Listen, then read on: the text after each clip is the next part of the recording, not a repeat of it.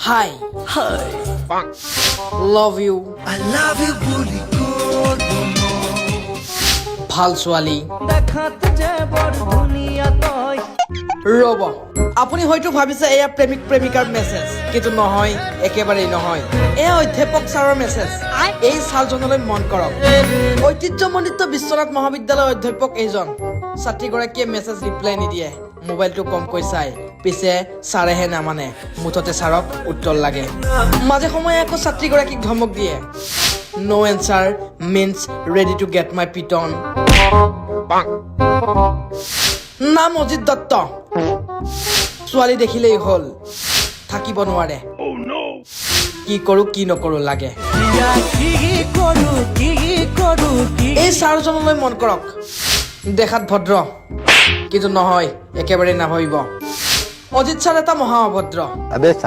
বয়স বহুত হল ছাৰৰ তাহানিতে যৌৱন পাৰ হল কিন্তু বিচাৰি নাপালে যৌৱনৰ আমনিও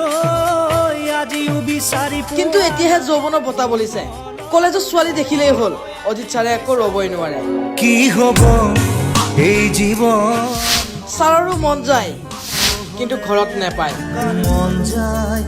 মোৰো ছাৰৰ আকৌ গাড়ী আছে মাজে সময়ে আকৌ কলেজীয়া ছাত্ৰীক লিভ দিয়ে এইখিনিলৈকে ঠিকে আছে এতিয়াহে মূল কথা ঘটনা বিশ্বনাথ মহাবিদ্যালয়ৰ অধ্যাপকে কালিমা খানিলে যোৱা 30 আগষ্টৰ মহাবিদ্যালয়খনত নতুন নামভৰ্তি কৰা ছাত্ৰ ছাত্ৰীসকলৰ NCC বাছনি চলি আছিল কিন্তু সেইদিনা ছাত্ৰীগৰাকীক মহাবিদ্যালয়ৰ পৰা ঘৰলৈ গৈ থকাৰ সময়ত ছাত্ৰীগৰাকীক ঘৰলৈকে লিভ দিম বুলি লম্পট অধ্যাপক অজিত দত্তই ছাত্ৰীগৰাকীক নিজৰ গাড়ীত উঠাই লয় তাৰপিছতে গাড়ীৰ ভিতৰতে প্ৰথমতে হাতত ধৰে তাৰপিছত শৰীৰৰ বিভিন্ন অংশত স্পৰ্শ তাৰপিছত ছাৰ ৰ'ব নোৱাৰা হ'ল তাৰপিছতে শৰীৰৰ বিভিন্ন অংশত হাত দিলে ছাৰে তাৰপিছত ধৰ্ষণৰ চেষ্টা চলালে ছাৰে কোনোমতে ছাত্ৰীগৰাকীয়ে নিজৰ ঘৰ পায় যদিও গাড়ীৰ পৰা নমাৰ সময়তো ছাত্ৰীগৰাকীৰ দেহৰ বিভিন্ন স্থানত স্পৰ্শ কৰে লম্পট অজিত দত্তই আনহাতে ছাত্ৰীগৰাকীক মোবাইলতো প্ৰতিদিনে আপত্তিজনক মেছেজ দিয়ে অজিত দত্তই এইবোৰ হৈছে ছাৰে দিয়া মেছেজ চাওক এইবোৰ মেছেজ বোলে ছাৰে মেছেজ দিছে লাভ ইউ ভাল ছোৱালী বাট আমাৰ ছাবজেক্ট পঢ়িবা দেই মই বুজাব নোৱাৰো ক্লাছ কৰিব নাজানো এইদৰে ছাৰে আকৌ মেছেজ দিলে ছাত্ৰীক হ'ব মেছেজ দি থাকি তোমাক ডিষ্টাৰ্ব নকৰো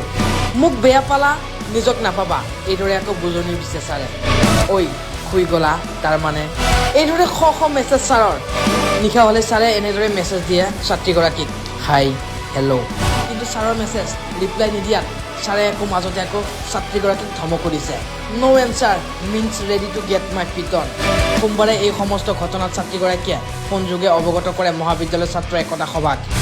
এই সমস্ত ঘটনা সন্দৰ্ভত কালিয়ে ছাত্ৰীগৰাকীৰ লগতে ছাত্ৰ একতা সভা শিক্ষক গোট আৰু আছুক গোটে লিখিত অভিযোগ দাখিল কৰে মহাবিদ্যালয়ৰ অধ্যক্ষ ডক্টৰ চিন্তুমণি শৰ্মাক কিন্তু অধ্যক্ষগৰাকীয়ে এই ঘটনাত ৰহস্যজনক ভূমিকা গ্ৰহণ কৰি 2 এদিনৰ ভিতৰত অধ্যাপকগৰাকীৰ বিৰুদ্ধে ব্যৱস্থা গ্ৰহণ কৰাৰ আশ্বাসহে প্ৰদান কৰে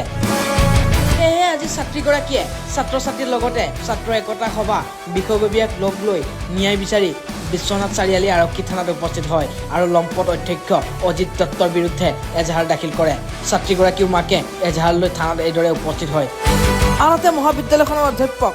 অজিত দত্ত নাৰীজনিত বহু অভিযোগত পূৰ্বেও আছিল এই অভিযোগ কিন্তু গম পোৱা নাছিল বিশ্বনাথৰ পৰা আব্দুল বাৰেকৰ ৰিপৰ্ট প্ৰতিবিম্ব লাইভ